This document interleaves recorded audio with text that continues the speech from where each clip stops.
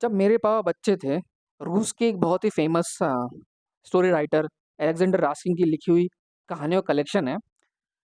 ये उन्होंने अपनी बेटी साशा को उसके बचपन में बीमारी के समय लिखा था और इस कलेक्शन में वो अलेक्जेंडर रास्किन अपनी बचपन की बातें बताते हैं अपनी बेटी को, ताकि जो उनकी बेटी है, वो अपनी बीमारी का जो दर्द है, उसको भुला करके हँसी-खुशी आगे बढ़ सके। और 70 साल बीत जाने के बाद भी ये कहानियाँ आज भी बहुत इंटरेस्टिंग हैं और हम सभी को अपने बचपन की याद दिलाते हैं। तो देखिए आज कौन-सी कहानी पढ़ते हैं, आइए चलते हैं। जब मेरे पापा बच्चे थे, पापा ने डॉक्टर को काटा। पापा जब छोटे थे तो उन्हें आए दिन जुकाम हो जाया करता था।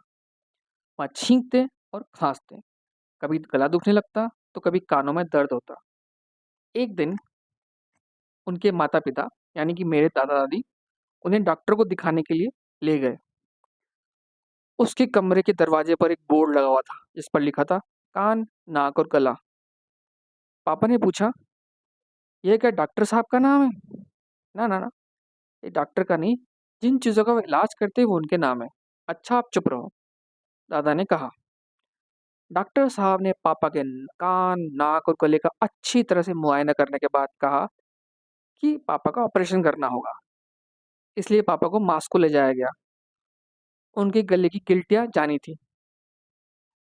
एक बहुत ही बूढ़े, बहुत ही सख्त और बहुत ही सफेद बालों वाले डॉक्टर ने कहा, अपना मुंह खोलो। जब पापा ने अपना मुंह खोला तो बूढ़े ने अपने मुंह से धन्यवाद तक नहीं कहा। उसने बस अपना हाथ भीतर ठूंस दिया और मुंह के अंदर कुछ खिंचमतानी करने लगा। इसमें बहुत तकलीफ हुई पापा को और बहुत बुरा लगा। इसलिए जब डॉक्टर ने कहा, ये रही, और पहले से भी ज्यादा जोर से खींचा, तो वो अचानक चीख पड़ा और अपना हाथ पापा के मुंह से बाहर निकाल लिया। हर किसी ने देखा कि डॉक्टर के अंगूठे से खून निकल रहा है। डॉक्टर के कमरे में सन्नाटा छा गया। फिर डॉक्टर ने कहा, आयोडीन, आयोडीन। डॉक्टर को आयोडीन दे दिया गया। उसने वो थोड़ा सा आयोडीन अपने अंगूठे पर लगाया और फिर बोला, पट्टी, पट्टी। डॉक्टर को पट्टी दे दी गई और उसने अपने दूसरे हाथ में उसे अपने अंगूठे पर बांध लिया। इसके बाद डॉक्टर ने बहुत ही नीची आवाज में कहा, मैं 40 साल से इलाज कर रहा हूँ, लेकिन यह पहला मौका है कि किसी ने मुझे काटा है। आप किसी और से ऑपरेशन करवाइए, मैं बाद आया। मैंने तो इससे अपने हाथ धो लिए। इसके बाद सचमुच उस बूढ़े डॉक्टर ने साबुन और पानी से अपने हाथ धोए और चला गया। दादा बहुत नाराज हुए। उन्होंने कहा, हम तुम्हें मास्क को खास तौर से इसी डॉक्टर को दिखाने के लिए लाए थे। वह तुम्हें अच्छा करना चाहता था। तुमने क्या किया? तुमने क्या किया उसे काट कर? अब मैं तुम्हें बताना चाहता हूँ, दादा ने पापा को डराते हुए कहा। अब मैं तुम्हें बताना चाहता हूँ, इस कमरे के पास ही दांतों के डॉक्टर का कमरा है। जो बच्चे जो बच्चे तुम्हारी तरह डॉक्टर को काटते हैं, उनके दांत वहाँ उखाड़ दिए जाते हैं। तो तुम्हारी शुरुआत भी वहीं से की जाए, क्यों? और मैंने तो ऑपरेशन के बाद तुम्हें आइसक्रीम दिलवाने का वायदा किया था। आइसक्रीम? जब पापा ने आइसक्रीम का नाम सुना तो वो सोच में पड़ गए, क्योंकि उन्हें आइसक्रीम कभी नहीं खाने दी जाती थी। आइसक्रीम बहुत कम मिलती थी। दादा और दादी को डर था कि इससे उनके कान, नाक और गले की हालत और भी खराब हो जाएगी। लेकिन पापा को आइसक्रीम पसंद थी। लोग कहते थे, इस तरह के ऑपरेशनों के बाद बच्चों को आइसक्रीम दी ही जानी चाहिए, क्योंकि इससे खून का बहना रुक जाता है। उन दिनों लोग यही किया करते थे। इसलिए आइसक्रीम के बारे में ही सोचते पापा ने कहा, मैं अब नहीं काटूंगा, मुझे आइसक्रीम खानी है, मैं अब नहीं काटूंगा। लेकिन इस बार भी ऑपरेशन करने वाले नौजवान डॉक्टर ने पापा को चेतावनी दी, देखो बरखुरदार बच्चे, याद रखना तुमने वायदा किया है, तुम नहीं काटोगे तो ही तुम्हें आइसक्रीम मिलेगी। पापा ने फिर कहा, मैं नहीं काटूंगा।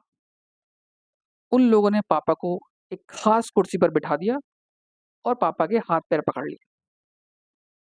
इसकी वजह यह नहीं थी कि पापा किसी को काट लेंगे, लेकिन लोग हमेशा से ऐसा किया करते थे ताकि बच्चे जो हैं डॉक्टर के काम में रोक ना लगाए, अड़ंगा ना लगा पाए। ये सब काफी तकलीफ दे था। मगर पापा लगातार आइसक्रीम के बारे में ही सोचते रहे। तभी डॉक्टर ने कहा, लो, खत्म हो गया, शाबाश, तुम तो रोए नहीं। पापा बहुत खुश हुए। तभी अचानक डॉक्टर फिर से बोला, अरे रुक जाओ यार, जरा सा टुकड़ा तो रह ही गया।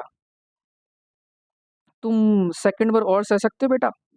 ठीक है, पापा बोले। और पापा फिर से आइसक्रीम के बारे में सोचने लगे। लो, अब सचमुच खत्म हो गया, डॉक्टर ने कहा। तुम बड़े अच्छे लड़के हो। अब तुम्हें कुछ आइसक्रीम मिल सकती है। तुम्हें कौन सी आइसक्रीम पसंद है? वनीला। पापा ने कहा और दादा की तरफ देखा। मगर दादा उनसे अभी भी नाराज थे। तुम्हें आइसक्रीम आइसक्रीम कुछ भी नहीं मिलेगी।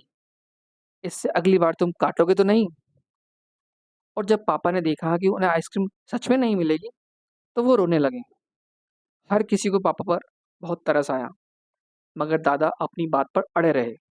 और पापा को ये बात बहुत खराब लगी कि वो उन्हें आज भी याद है।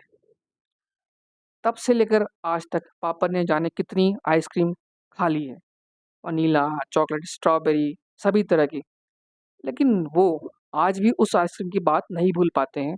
उस ऑपरेशन के बाद, जिसे जिसके होने के बाद उन्हें आइसक्रीम खिलाने का वादा किया गया था। ऑपरेशन के बाद पापा का पहले की तरह बार बार बीमार पड़ना बंद हो गया। उनकी छींकें कम हो गई और खांसी कम हो गई, और उनके गले और कान की तकलीफ भी कम हो गई। ऑपरेशन से पापा को बहुत फायदा हुआ। वो समझ गए कि कभी कभी बाद में अच्छा महसूस करने के लिए कुछ तकलीफ भी सहनी पड़ती है।